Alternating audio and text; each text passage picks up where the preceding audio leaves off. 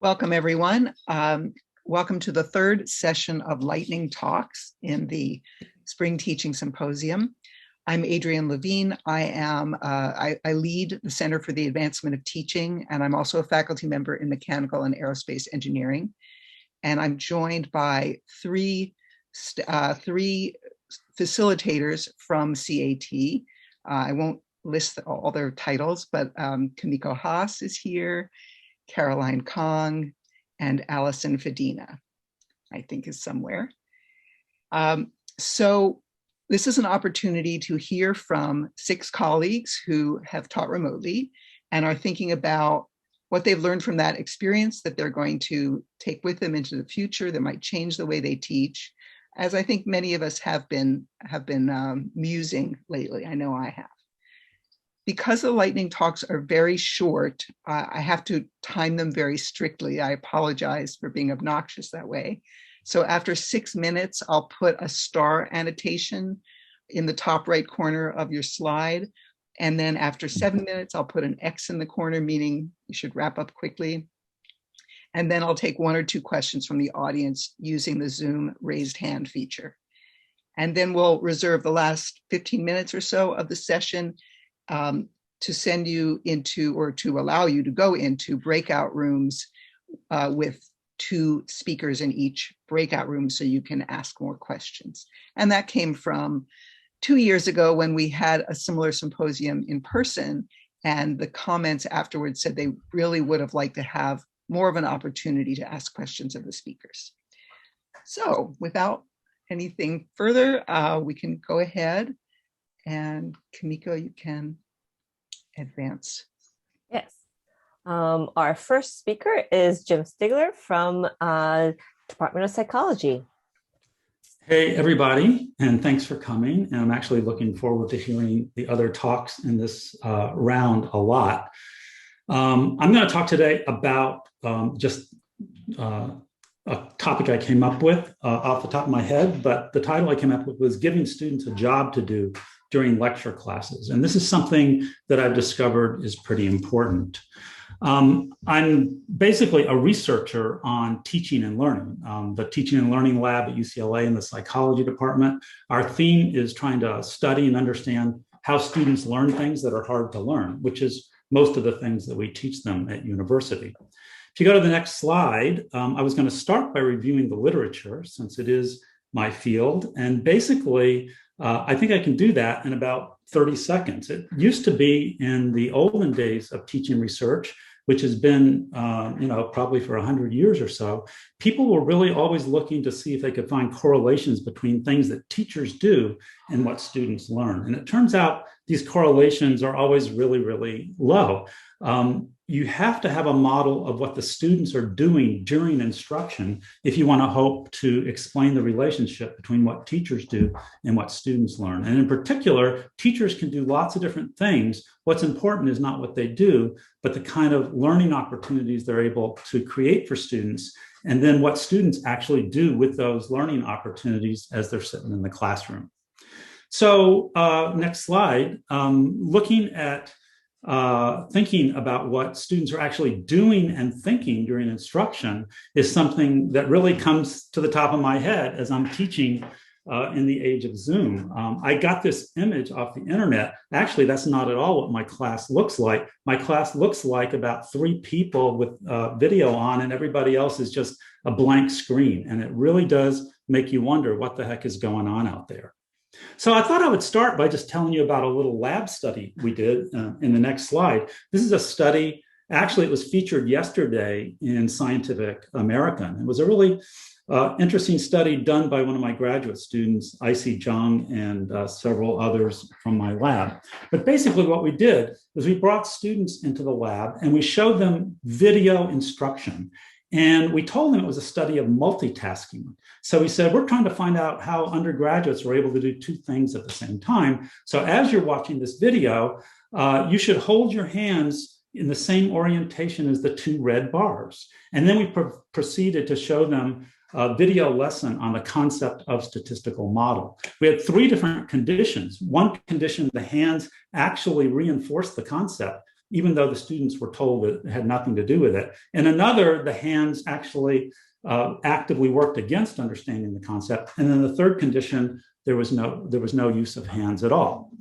The interesting finding from the study, there were two. First of all, it turned out even students who said they had no idea there was a relationship between holding their hands and the content of the lecture, they learned more if their hands were held in the orientation that helped support their understanding of the concepts. And they learned less in the condition where their hands were actually contradictory to the concept we were trying to get them to understand.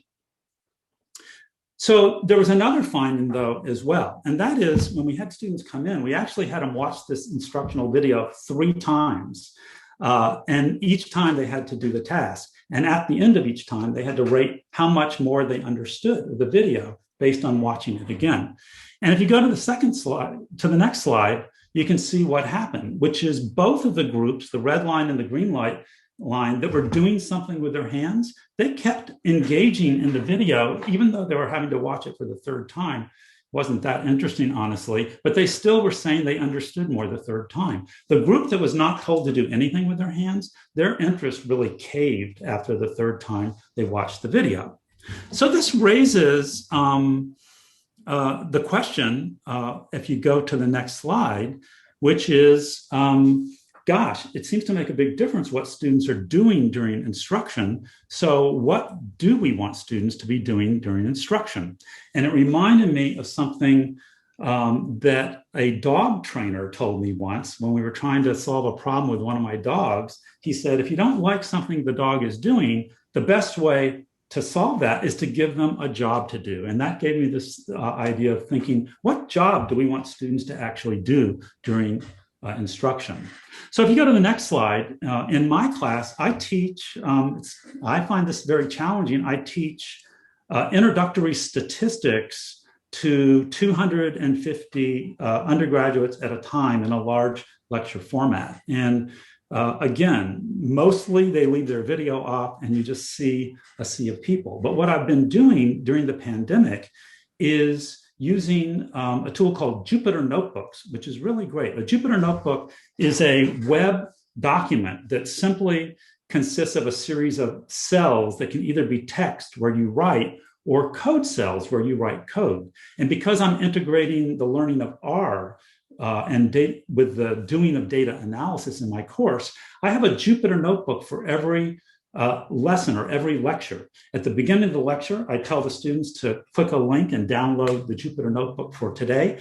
And then we work through that Jupyter Notebook together as a class. So every student in the lecture class has something that they're responsible for doing. I also, if you look in the corner of the slide there, the little graph, the blue graph, I've actually integrated Poll Everywhere into the Jupyter Notebook. So the students actually don't ever have to leave the Jupyter Notebook in order to continue with the class. If you look at the next slide, I literally teach the students at the beginning of the quarter how they should arrange their desktop and what they should be doing during lecture. So what I do is I say, that's me, the Zoom call over there, and that's the screen that I'm sharing, which is my copy of the Jupyter Notebook, which always starts out empty. And then you should put your copy of the Jupyter Notebook over there on the left.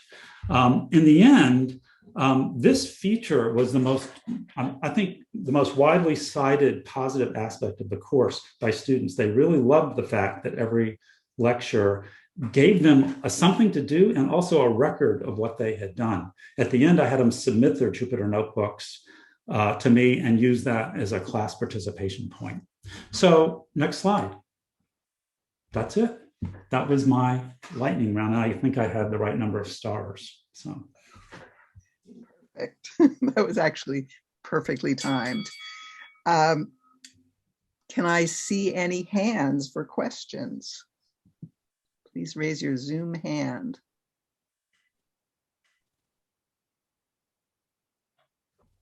So I have a question, Jim. How do you onboard students to Jupyter Notebook? Is it smooth going or is that challenging?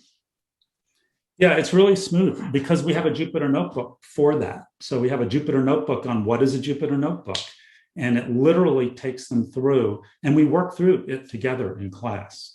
So in class, I've tried various different things. For example, sometimes I'll say, you try that and have everybody try it, and then I'll follow it up and say, all right, now let me try it and show you what I would do.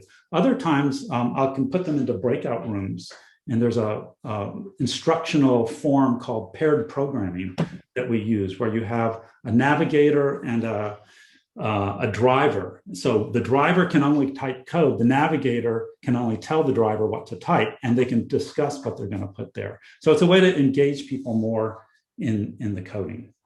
But that's how we teach them to use Jupyter Notebooks.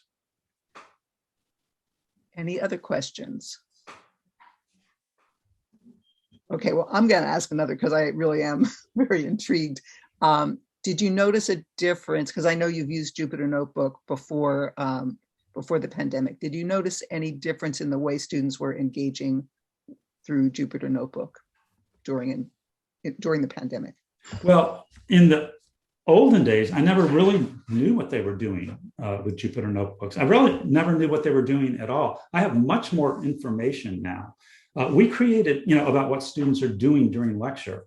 And I have the ability to have them submit their notebooks, which I didn't have before. We've built our own Jupyter Hub instance that we're hosting at UCLA now. But it's something we could certainly share with others who are interested in doing this. And it's free. Jupyter is a free and open source software.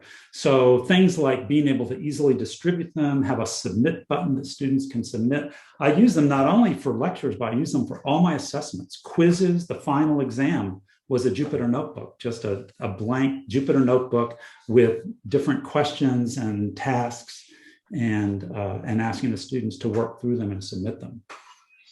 I see Travis has his hand up. Go ahead, Travis. I just have a question, Jim. So, as you go back to in-person instruction, has there been any research, or have you considered doing any work on whether the same kinds of activities that you've found, whether it's the notebook working, on a computer in front of them in the lecture hall, or the active participation with the hands? I mean, is there any thought about taking some of those lessons back to in-person teaching?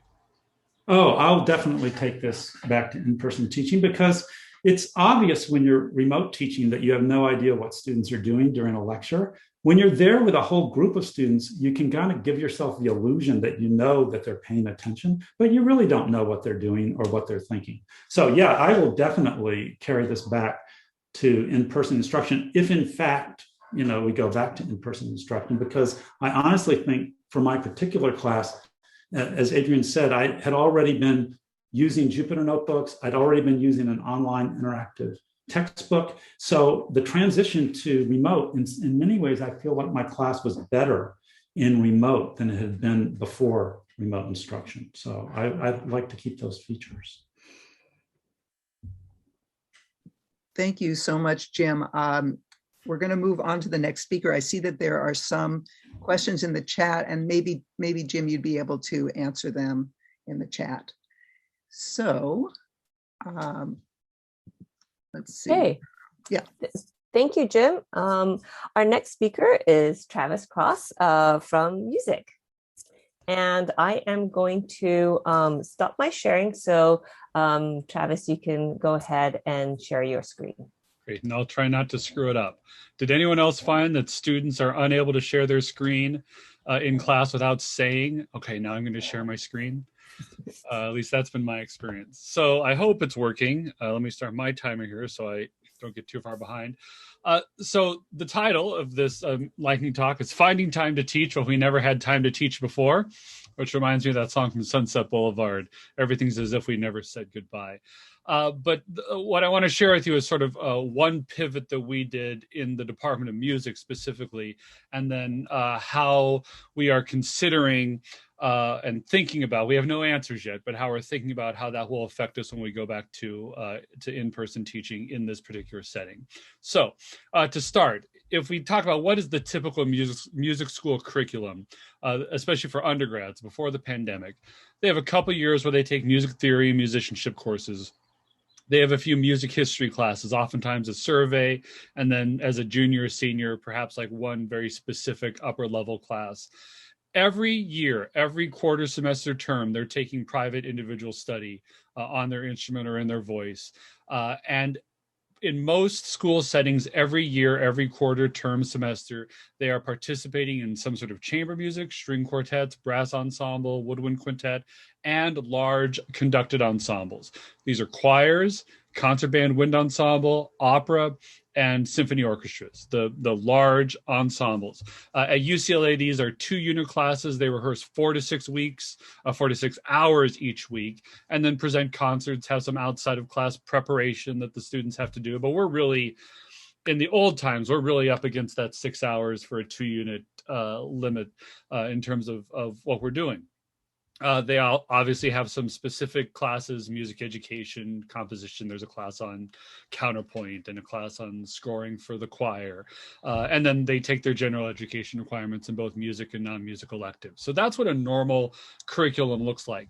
I was really interested in hearing from Jim, because talking about music learning that is participatory and giving students something to do. I've always felt that our large ensembles are really beautiful example of how that works. Everybody has to respond, and you actually hear what they're doing to respond.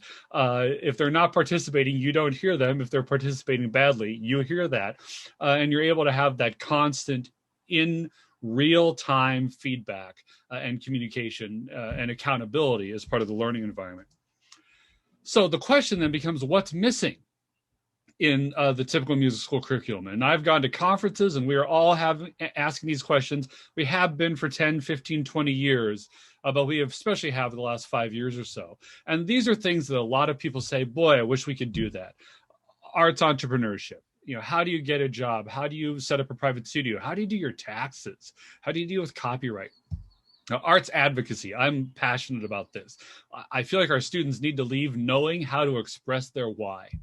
What is it that they care about? Why are they a musician? Why does this matter to society? And are they able to go in front of an audience or a grant writing board or a government or a school board and make that case?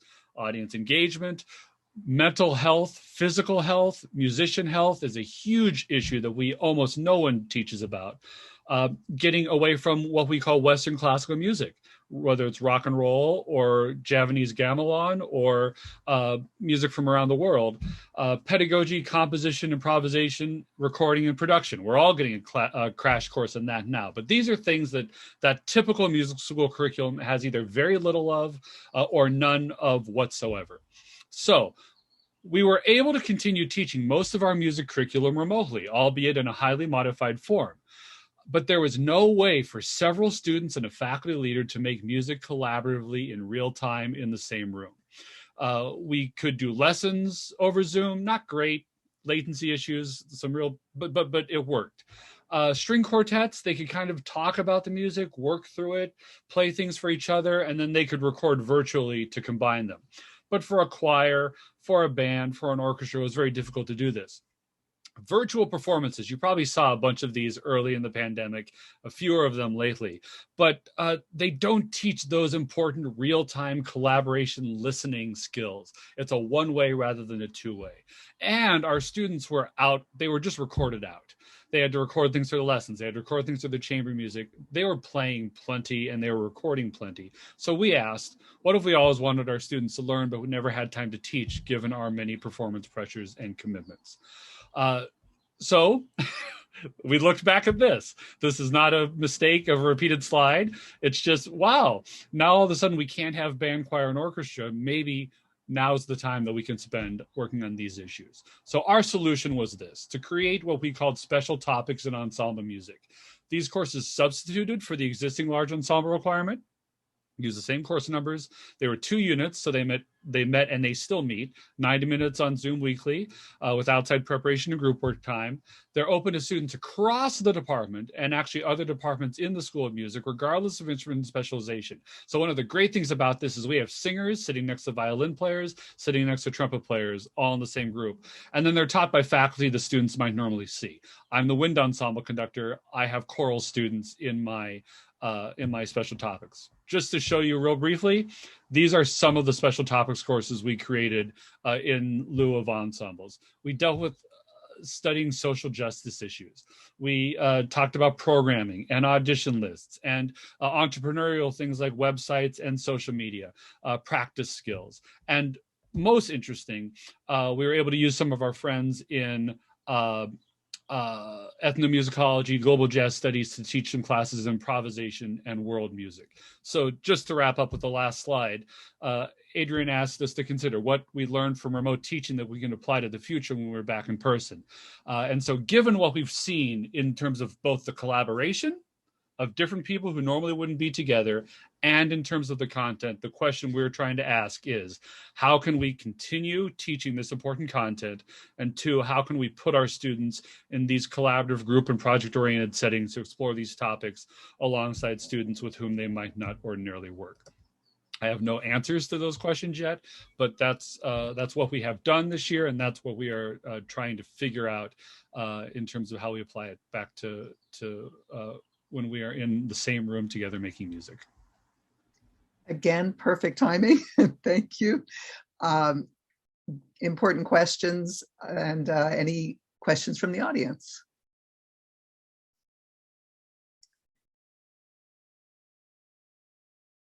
So one thing I've noticed is that I think I've noticed that faculty are more reflective about their teaching. And it sounds like in your school that the faculty are more reflective about the curriculum as well. Do you find that to be the case? And do you think it will remain that way into the future? I mean, just a very quick answer to that question. I think because so much of our teaching is master apprentice, is one-on-one. We have Grammy winners and Pulitzer Prize finalists and that sort of thing but their primary role here is to teach. So I think our discipline is inherently reflective and thoughtful about how we teach. And we're very, very concerned. How do they sound? What kinds of jobs are they getting? What are they able to do? So I think what this has simply done is it's forced us to consider more clearly what we are not doing. I think in terms of the pedagogy approach, that really hasn't changed because that was always a strength of ours. But because I put it in the last slide, the performance pressure, we got to get ready for the concert, kids. And oftentimes getting ready for the concert becomes more important. It's almost like winning the football game becomes more important than the physical fitness.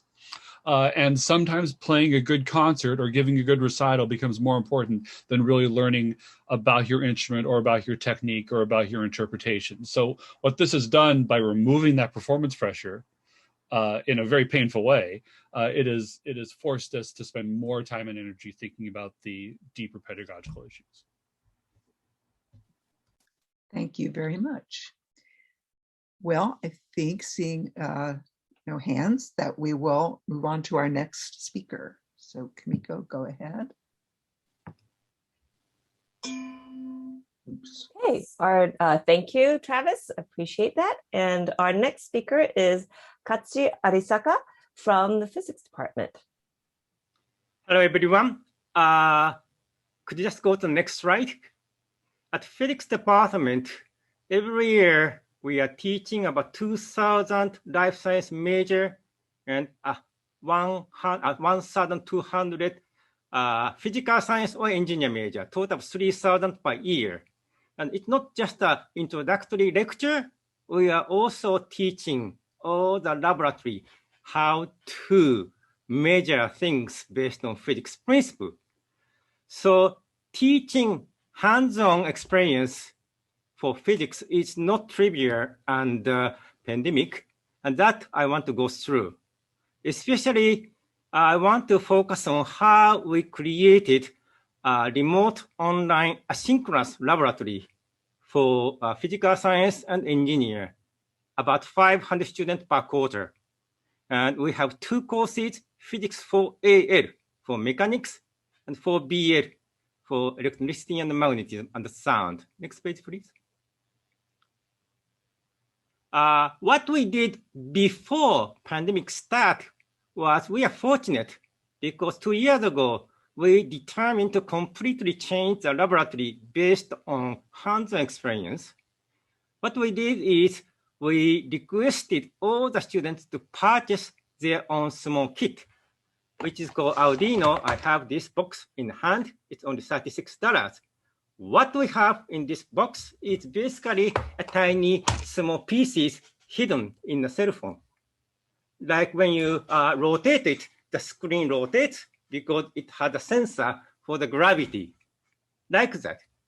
So fortunately, every single piece is so inexpensive, and this box has a small computer. And you can just assemble everything by yourself. Next page, please.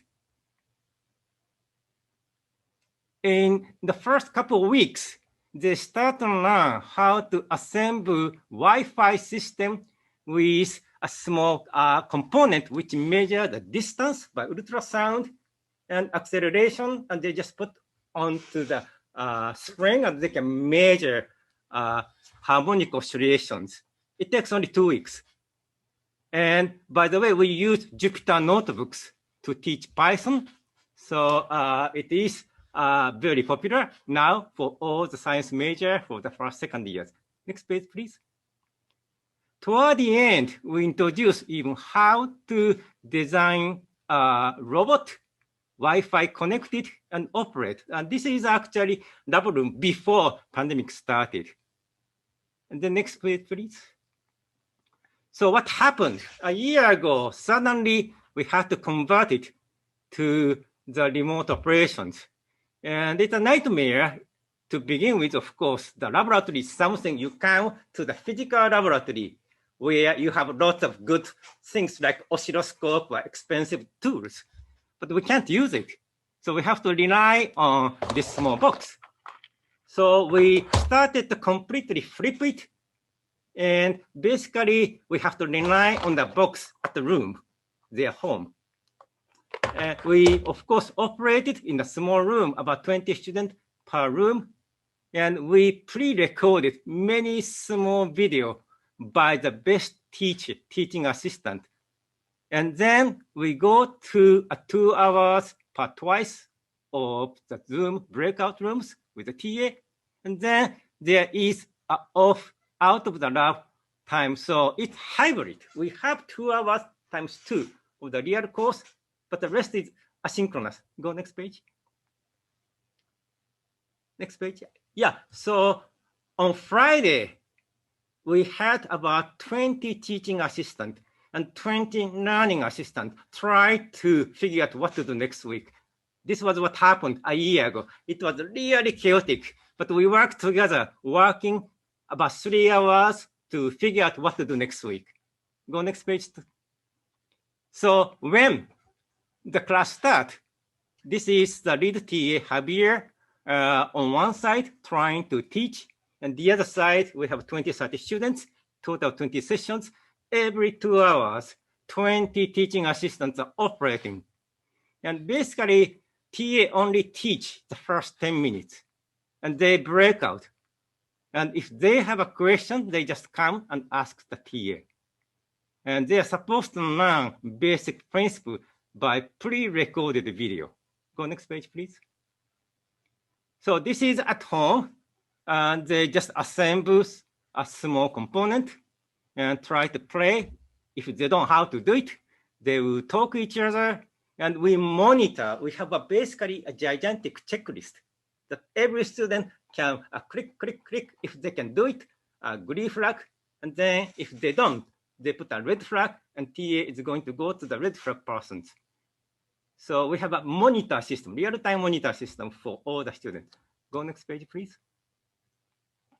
After 7 weeks of training of 3 major components, we break out to a project.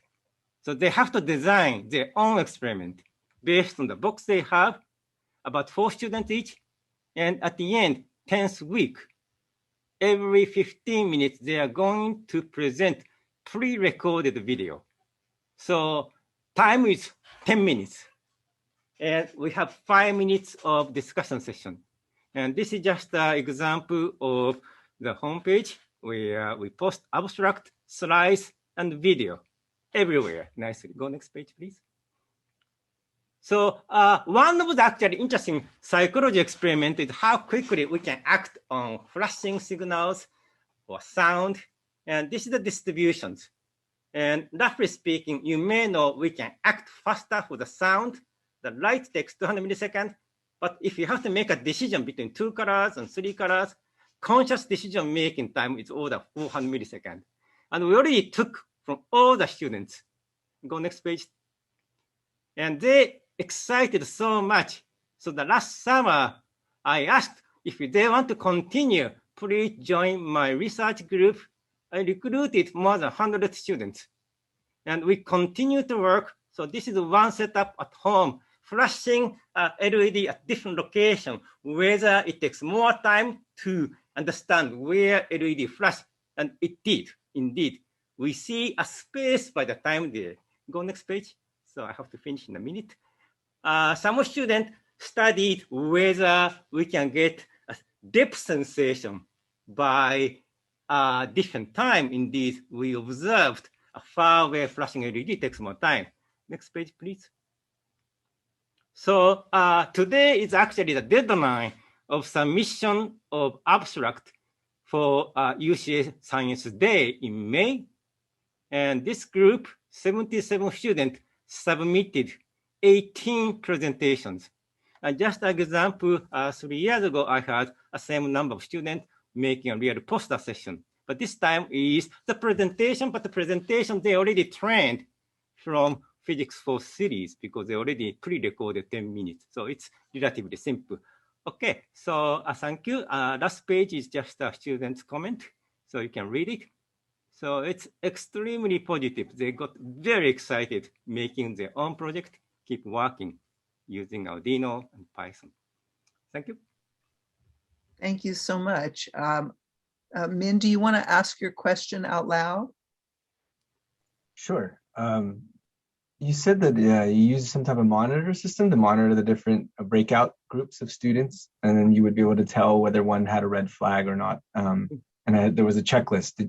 Could you tell us more like what that system was? It's a big Google sheet. A Google sheet. Ah. Vertical axis is the student name. Horizontal is a checkpoint. So every, say, 15 minutes, say, we have some assignment they should follow. So we can see a fast-moving guy and a slow guy. And we encourage fast guy to teach a slow guy internally. And if in the group, they can't figure out TA is going to kick into the Zoom room and help.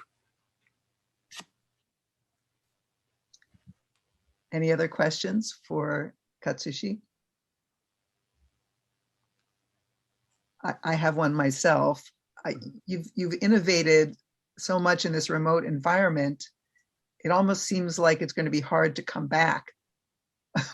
What are you do when you return to in person? Indeed, pre-lecture or out of the lecture, I think remote is perfectly fine because the physical lab is limited space. But it's probably good to meet 2 hours per week, exchange the information, use expensive tools, and then go to asynchronous mode. So we can do a hybrid operation. It's better than before. And interesting enough, in the room, always 1 person out of 3 members do most of the work. The last student is so passive, but here they can't be lazy. They have to do something, otherwise the group cannot go to the next stage. So actually it helps tremendously for the slow learning students. As Jim said, well, I didn't know that until it happens that they start to help each other. It helps everyone. That's terrific. Thank you so much. Any other questions before we move on? Okay. Well, thank you very much, Katsushi. Now we will move to the next speaker. Our next speaker is Noreen Webb from Education. Thank you. So can you go to the next slide? So I'm going to talk about some of what we did during our first year graduate series on research design and statistics. We implemented changes in the fall course, which I'm going to be talking about, and continued through the winter, and now are continuing through the spring. Next slide, please. So for teaching this course remotely, we made 3 big changes. The first is that we replaced all live presentations and lecture with asynchronous delivery of materials through pre-recorded videos. So prior to the beginning of the quarter, so for the fall, that meant last summer, I created videos for all of the content areas in the course. The second big change was that we changed the nature of the synchronous class sessions. So instead of having presentation of material and lecture, there was a brief highlight or brief review of highlights of the week's content, but the rest of the session was devoted to discussion and practice. The third big change was the lab sections on using data analysis software. In our case, we teach SPSS and R. So instead of bringing students together for a regular class, which we've done in the past, we pre-recorded videos for students to watch outside of class, and the synchronous lab sessions were designed just for students to get help when they needed it. Next slide, please. And we retained several features from previous years. For example, all homework assignments were completed in collaborative groups with a maximum group size of 3. That's always worked well. And we have asynchronous quizzes that students complete individually and open book, and we've been happy with that. What we dropped were the closed book quizzes that we've had in the past. Next slide, please. So our first big change, we moved all of the presentation material to videos for students to watch on their own time. For each week, we created roughly 3 to 4 short videos for a week. And here's a brief list from one of the weeks. So this week had 3 videos ranging from 6.5 minutes to 12.5 minutes on various topics for that week's material. For example, introduction to statistical inference and probability distributions. That could be covered in 6.5 minutes. So each of these short videos had accompanying PowerPoint slides and a set of learning goals. And at the conclusion of each video, students answered several questions. All of this was done on CCLE. Next slide, please. So here's an example of a post-video question. So in this video, the basic topic was distinguishing a sampling distribution from other types of distributions that had been covered earlier, population distribution and sample distribution. So they had to identify what kind of distribution each of these plots represented. And this was very important because we got to keep track of what students' responses were. And if there were problems, then we knew this is something that we needed to revisit during synchronous classes. Next slide, please. So the second big change was in the format of the synchronous class sessions. First, we cut it down from twice weekly to once weekly. And each class had 3 different components. First, a very brief check-in, about 3 to 5 minutes, then a brief review of the highlights of the week's material, but the rest of the time was devoted to discussion and practice. So students worked in collaborative small groups in breakout Zoom rooms, and then they came back together as a whole group to share and discuss the various solutions and ideas that groups came up with. Next slide, please. So here's an example of a check-in, and we did this on a number of occasions, and it proved very worthwhile. So how are you feeling or doing this week? Students picked the picture that corresponded to how they were feeling, and they copied it on to the general class Jamboard. Jamboard is just an interactive whiteboard. And that was very revealing, and it also sparked conversation about what was going on that week, both with students and in the world. And that really helped people and set the tone, and people were anxious. It got some of that anxiety out. Next slide, please. And so the review of just highlights of the week's content was about 10 to 15 minutes. Here's one sample list. The topic that week was comparing the means of 2 groups. And so the review just touched very briefly on the steps in hypothesis testing. And this gave students a chance to ask questions. So it was a very, very brief review of what had been covered on the videos. Next slide, please. So during the synchronous class, most of the time then was spent on practice and discussion. And at the beginning, we posted what the schedule was going to be of activities. So students knew how many questions there would be. They knew how much time they're going to spend on each, and they knew who was responsible for sharing when we came back together. So for example, the first question on this day was one giving students practice and application. They spent 15 minutes on it. They knew when we came back together as a whole group that breakout rooms 1 and 2 would share, and so forth, 3 and 4 for the next question, 5 and 6 for the third question. And since groups were shuffled randomly each week, everybody got a chance to share. Next slide, please. So here is a sample practice question, basically giving them practice for normal distributions. Next slide, please. We also gave them practice with conceptual understanding. Here, why does it make sense that the standard error of a sampling distribution for the mean is smaller than a population standard deviation? No formula is allowed. Next slide. And we also gave them practice thinking about research design. So they read particular articles that illustrated certain points. They had seen the application of the methodology for this article. They knew what the results were. So in class, they got to think about how they might design it differently. And here are just sample questions.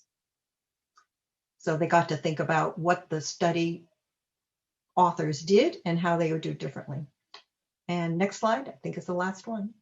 So our plans for the future, we thought this worked quite well, and we're going to try to do it. And we really look forward to doing this face-to-face in the synchronous class sessions, but everything else we're going to try to keep the same. Thank you. Thank you so much, Noreen. I appreciate your answering the question that I was going to ask about what you were going to take into in person. Are there other hands I can call on? I had a question. Go ahead, Moana. Yeah, Noreen, you mentioned, so you dropped one of the lectures entirely and just switched stuff to asynchronous. Okay, how about when you're going, how do you, I'm wondering what the students thought about that. Did they think it was an effective way, like so we limited our class to like 15 minutes per lecture, reduced from our normal time, but I'm so surprised that you were able to like drop an entire class and still be able to cover all that content. Yeah, so students really like being able to watch the videos on their own time because they got to spend as much or as little time as they needed. So we have huge variability in background of students in these courses. And so some students are coming in with background and they don't need to spend as much time, particularly on some topics. And so they can go through it very quickly. But other students who really need to dig deeply, they said they really appreciated being able to stop the videos, rewind, watch it again, and spend time on the questions. And so that really seemed to be a very efficient use of time. Because when we're all together in the face-to-face classes, some students would be really bored because they've covered parts of it, and other students are really confused because they had covered none of it. And we're always trying to strike a middle ground that was never satisfactory. So this worked quite well. Thank you. Caroline, I see you have your hand raised. Go ahead. Yes, thank you. And for the sake of the recording too, because I saw Travis dropped a really neat comment that is related to the class time. He says a comment rather than a question. I found in my classes, the short breakout rooms, the specific digestible problems seem to work the best. It ends up being a little more work on my end, but I've done some breakout rooms as short as 3 to 5 minutes. But the question I did have came from Justin, and his question was, and it's a general question, it doesn't have to be, well, sorry, it's a general question, so I imagine this is also available for all the panelists to ask too, but how many faculty members or admins were needed to monitor the live sessions breakout rooms? So you're asking a good question. So we're talking about between 30 and 40 students. So we keep our classes small, and we just have multiple sections of the same course. And so we were able to handle it with me and one TA. And so we just rotated. Like 1 week I took all the even numbered breakout rooms, and the TA took all the odd numbered breakout rooms. And that worked quite well. Thank you In so my much. case, the typical number in the break room seems to be optimum around 4 or 5, and TA can handle up to 6 Zoom rooms. So maximum is 30 per laboratory session, and break out to 5 or 6 groups. Yeah, that's pretty similar to what we did. I love how pragmatic these questions and answers are, like really getting down to the details of implementation. Any other questions before we go to the next speaker? All right. Thank you so much, Noreen. Miko, it's to you. Okay, thank you, Noreen. Our next speaker is Moana McClellan from the Institute of Environment and Sustainability. Hi, thanks so much. It's been such a pleasure hearing from all my colleagues and all the different interesting things that people are doing to make this work for students. I'm just going to talk briefly about a number of different tools that I tried that seemed to work pretty well, and ones that I'm planning on carrying forward as well. Next slide, please. So when we all pivoted to remote instruction, the 3 things I really focused on were how to engage students, foster student communities, and ensure equity. So most of what I'll speak about here was for the food cluster course, which is a year-long course for incoming freshmen, about 160 students. And specifically for incoming freshmen, I was so worried about, them starting their first year at UCLA, most of them still living at their parents' house. They hadn't had the opportunity to meet other UCLA students. So I created these learning pods. So these were teams of 4 that did both in-class investigations in lecture together and also worked together within their discussion sections. And they also took team-based exams together. So another tool we used regularly, both in discussion sections and lecture, similar to Noreen, was these mood check-ins to see how students were doing. So I'll touch on some of the ways in which we did that.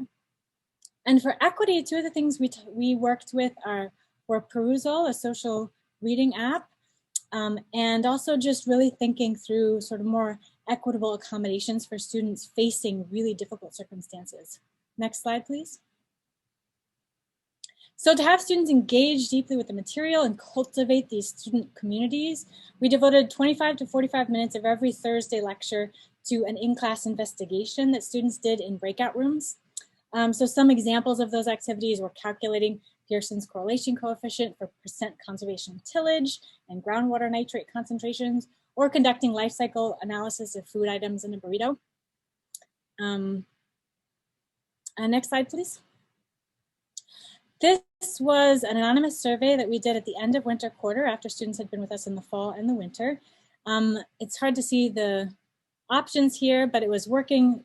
The top was working within a team, doing in-class Thursday activities, having pauses to ask questions, reading and engaging on Perusal, and providing anonymous feedback to professors. And what I'd just like you to look at here was students really ranked what most helped their learning was working within a team and doing those in-class activities on Thursdays.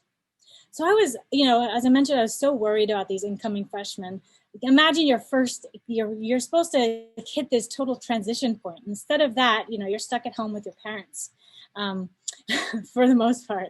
And, so I set up these learning pods and I was so heartened to see that they really worked. So after, my original intent was to switch all the student teams after the midterm. And when I mentioned that after the midterm, I can't tell you how many emails I got from students who were like, no, you can't switch us. These are our only friends at UCLA. So of course, we honored that and we allowed students to maintain those groups.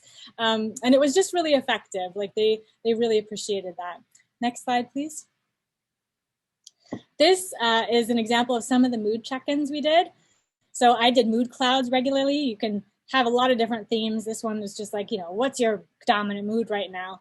The other image of Rihanna was from one of our TAs, Jess Heckman. She just did like vibe check-ins, so students could kind of click in with which bust represented their vibe at the moment. And then the final one there is from Shauna.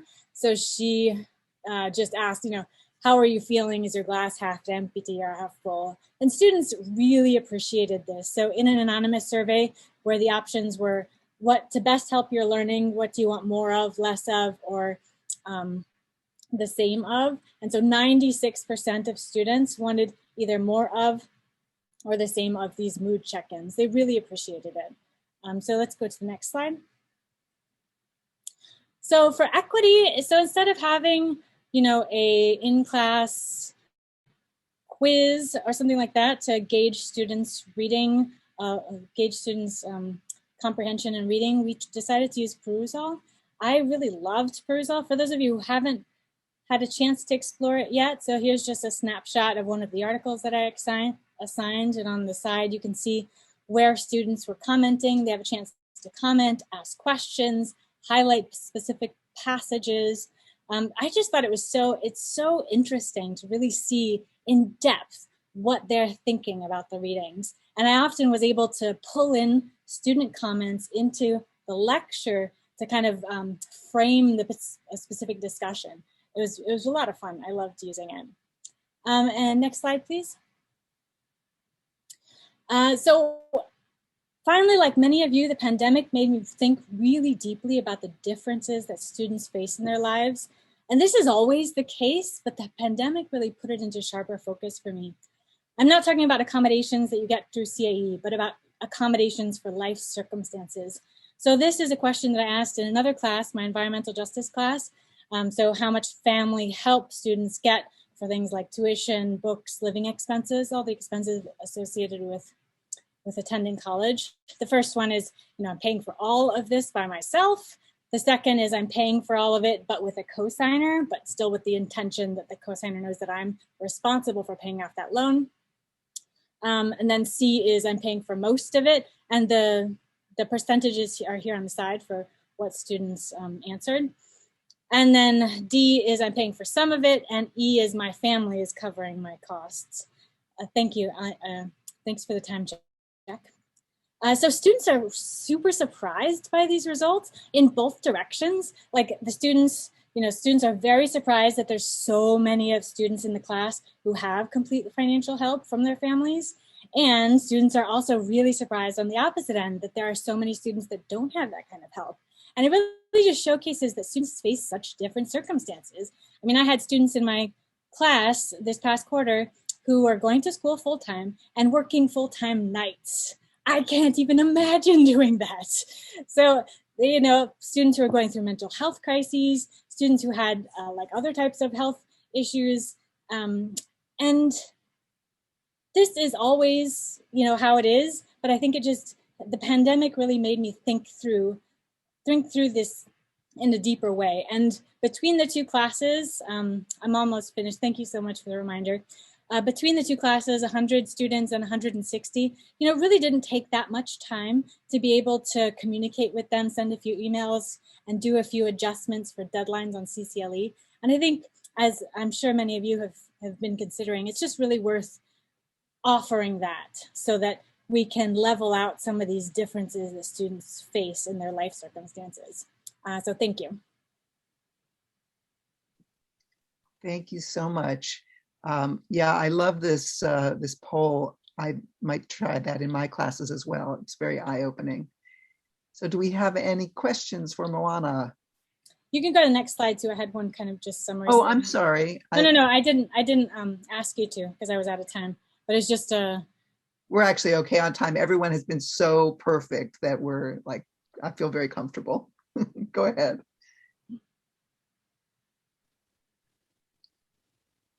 Moana, do you want to just make a final comment? You say. Oh, it's just to summarize some of the portfolio of things that we tried within the class that I think were successful that I'm going to consider using when we return to in-person learning. And I didn't talk about iClicker specifically, but I've used that You folks, you're all well aware of polling, but I liked iClicker because it offered this asynchronous option. So students who couldn't attend lecture or who were in a vastly different time zone still had the option of participating in those questions through this asynchronous option. And I see Allison has a question. Yes, hi. So I know sometimes when students are in groups, either there's like an issue with a conflict where like one team member maybe isn't doing as much as the other team members expect, or there's just other issues in how they work together. And so I'm wondering, with keeping this group together for so long, if any of those issues came up for you and how you addressed them, if so. That's a great question, because that's always what I expect in terms of group stuff. But I think because of the pandemic and because students really wanted the chance to meet other UCLA students, we really didn't have those kinds of issues crop up. But I know that's certainly, it's not to say that that doesn't crop up. I think that does often happen. And actually, Beth Donahue gave some really, I'll try to find it and drop it in the link, but she had a great website that just listed a lot of resources for intentionally crafting these groups so that the team feels comfortable. So you're teaching not only like the content, but also teaching how do you work in a team, which is critically important because that's what we all do. Like academia is actually strange for students because you're asking them to do all this individual work. I mean, we've done a lot more team-based projects, I think, since the pandemic, but it's very rare, of course, as you all know, in the real world to work on your own. I mean, even writers have editors and publishers. So giving students the skills in order to figure out how to craft productive teams and how to deal with conflict, I think is a pretty useful thing to teach as well. So I'll try to find that link and drop it in the chat. Travis, go ahead with your question. That actually makes me think of something that I really haven't thought a lot about, and might be more appropriate for the breakout rooms here at the end. But I do a lot of group work in my special topics, and we do try. I have TAs help me assign them, and we try to. We go somewhat on student preference. They opt into something, but we also try to make sure it isn't all grad students or undergrads. That we're kind of and I try hard to make sure it's not all guys or men or women or something. But how much do you think, or do you think, about demographics when creating the groups that you've been doing? So for this particular class, I did not do that, but I think that is important to think through. So for this particular class, so I wanted them to work together in discussion sections and in lecture. So I just sorted them within the discussion sections and kept those teams for lecture. But I think it is worth thinking through, like if you have that demographic information and making sure there's more equal composition of, males, females, and different demographics to make sure that the groups are diverse as you can make them, because diversity adds value. It adds different perspectives. Thank you very much. Appreciate those thoughts, Moana. And Kamiko, go ahead. Okay, well, thank you, Moana. And our last speaker for today is Minh Tran from dentistry. Hi, everyone. My name is Minh Tran. I'm the curriculum director at the School of Dentistry. I'm going to be talking about things that all of our faculty in our school were doing. These are not things that just me that I was involved in. So kind of a snapshot of our whole school. Next slide, please. So this is what I was asked to do, is respond to how the School of Dentistry adapted to both the pandemic and remote learning transition and the racial justice movement. Next slide. So we did three things that I'm going to cover: talking circles, clinical case-based learning, and remote clinical competency assessments. Next slide. Next slide. So with the advent of talking circles, it's something we actually had done in the past, just a couple times. It's something where we brought our community together and we had these talks, these dialogues, discussions. But during the pandemic, we had our students of color reach out to us. Mostly, they actually reached out to our Dean of Student Affairs and our Dean of Diversity. And they asked us to form a committee of students and faculty and staff, which we called the CARE Committee. And this committee was formed so that we could be more responsive, we could respond quicker to some of the issues that students wanted. Things not just like combating injustice or discrimination or racial battle fatigue or accommodations, but even the remote learning types of challenges like Zoom fatigue and things like that. And one of the things that came about was that they really wanted these talking circles to happen more frequently. So we started doing them every quarter. The very first one we did was right during George Floyd's murder. And we had a huge turnout. We're a small school and we had 200 faculty, students, and staff who attended an evening session over Zoom. And it was a very deep, really impactful conversation. We did a second one after the Capitol attack in January. And then we had this idea that we should incorporate it into our courses as well. So it wasn't just going to be this thing that we do in the evening with our community, but we were going to do it with our courses. So we trained students over the summer to be dialogue facilitators. And then they started inserting themselves into courses, which helped these faculty who were having trouble engaging the class. And so the students covered, they came up with experiential activities, they came up with discussion topics. We had enough students that they could lead all the breakout rooms for the faculty. And they talked about things like population health, social determinants of health, disparities among their patients, provider implicit bias, patient communication across cultural differences, and things like that. So that was a really successful thing that we tried out based on student feedback, and it worked out really well. Next slide, please. And these are kind of the ground rules that kind of tell you what a talking circle is like. So these are the expectations, the foundation for how we engage during these talking circles or in these small breakout rooms with diverse groups of people. Next slide. And so the second thing we did was we really focused on clinical case-based learning. So next slide. So we did a focus group and the students told us that, you know, they really missed this during the spring. We actually shut down in the spring. We shut down our clinics in the spring only to emergency care. So the students weren't able to be in the clinic working with patients. So they really did miss that in-person patient experience. But what they said was, what was unique is they started, because they couldn't see patients and because of the busyness of their schedule kind of died down a bit, they actually were able to focus on the things, the habits of mind, you know, the things that make you think like a doctor. And not just the things that they were focused on before, which was their hand skills, the motor skills, the kinds of the procedures that they were doing. They started focusing more on their thinking and their thought process. And so they really developed this appreciation for things like treatment planning, diagnosis, and decision-making. And so we really allowed them to focus on that. We brought in guest speakers. We did really heavy case-based learning with the students where they brought in real-life cases. They gave them all the charts, all the things that they would see in a real-life case, and they made them go through these really complex cases in teams through collaborative learning.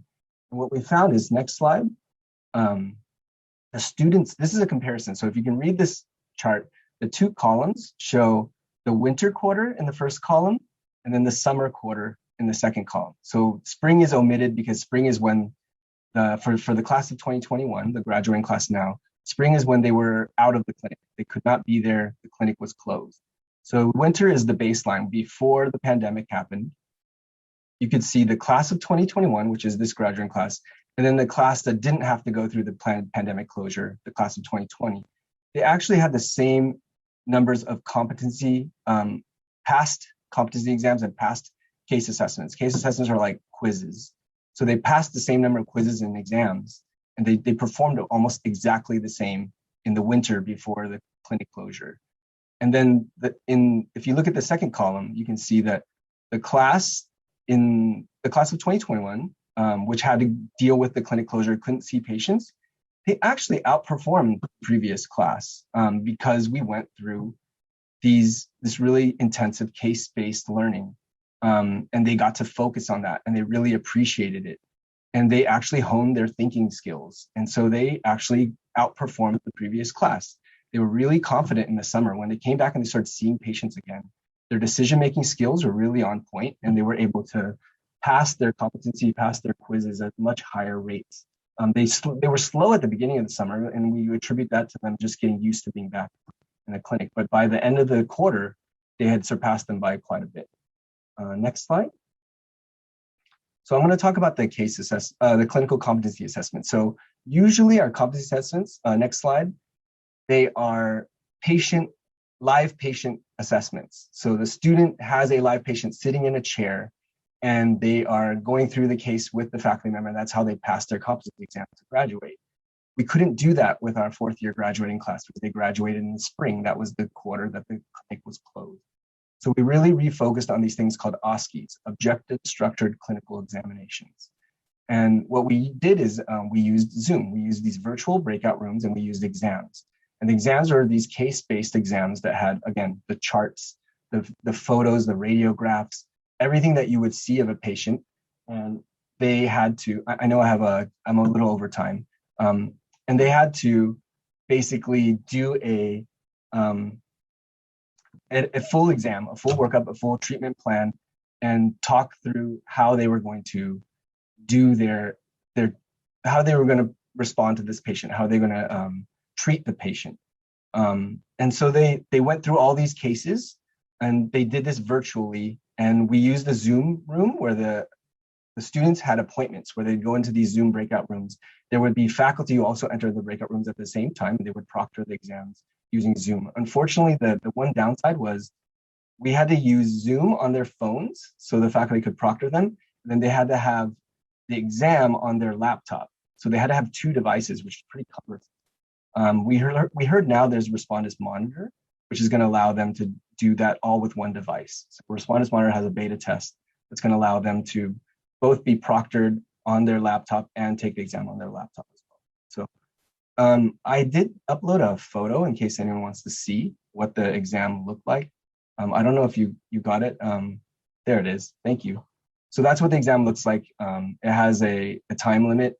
It has the condition, all the explanation of what, these are stations basically. This exam is station based. So each station has a different patient case. And you can see it has the photographs. It might even have radiographs, x-rays. It might have a chart, things like that. But those are the questions that they have to go through, and they have to answer those during the exam. Next slide. So that's all I have. I just want to acknowledge the people in my school that helped do all these things. Thank you so much, Minh. Do we have some questions? And thanks for representing your whole school. There's a question from Kathy. She asks, so you keep part of the non-clinical work or clinic work? Sorry. Yes, we will. We definitely intend to keep much of this after the pandemic because, as you know, we're in Westwood, and to really get patients with deep tooth decay health issues and complex cases is very hard to find in Westwood.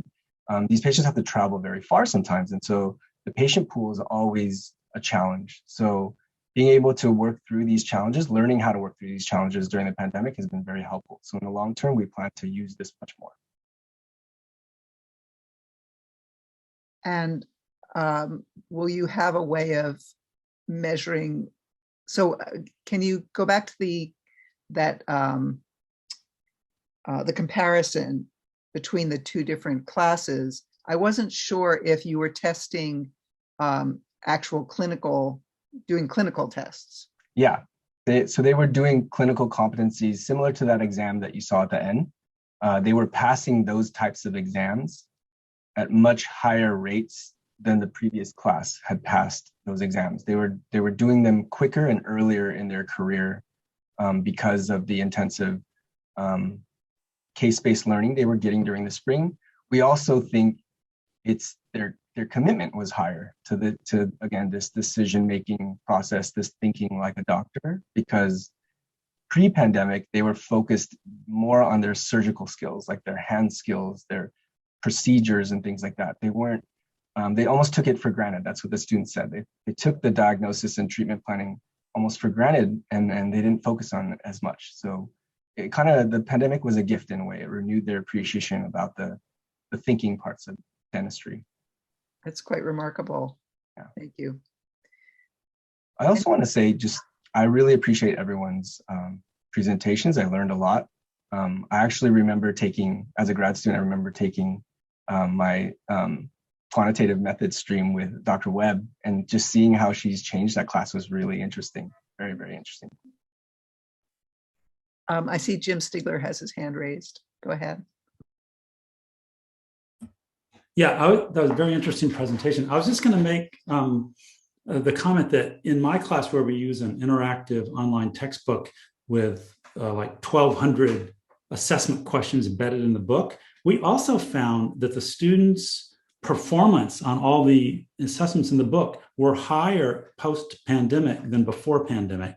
And we've been trying to figure out, we haven't really done anything like case-based things or any changes like that. My assumption has been that maybe students just have less other things they need to do or want to do, and they're just able to spend more time on their studies as possible. But I think it's interesting that you found that, because we found that also. It could also be, the other thing we attribute to is just faculty had to up their game. Faculty had to really revisit, almost redesign the way they were teaching. And so faculty got more creative, and they really were thoughtful about their approach to teaching. And I think that also helps the students perform better.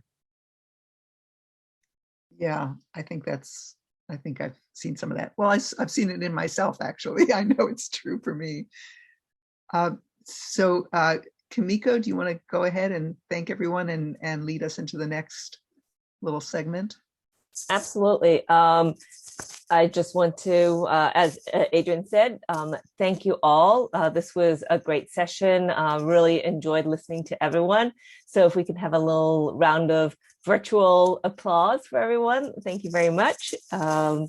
So we have a little bit of time left, and what we wanted to do, as Adrian mentioned at the very beginning, is to allow you to have the opportunity to talk to the presenters in breakout rooms. And what I have done is I am going to open up all the rooms, and you can join one of three rooms. The first room will be Jim and Minh. The second room will be Katsushi and Noreen, and the third room would be Moana and Travis. And how you would go is when you hover next to the number, when you go towards the right of the room, it'll say join, and you can join the room that you like. So, and if you have trouble joining, please let me know. I can assign you to a room as well. So, and so if presenters can go to the room, their rooms, that'll be great. And I will see you in a bit. Yes. Are we going to come back here at the end, or we'll just at 4 o'clock, we'll just wrap up from there? Well, I will close the rooms at 4 o'clock, but I don't think we need to come back for any final words. So I just want to use this opportunity to say thank you all for being here in a wonderful session. Thank you. Yeah, thanks everyone.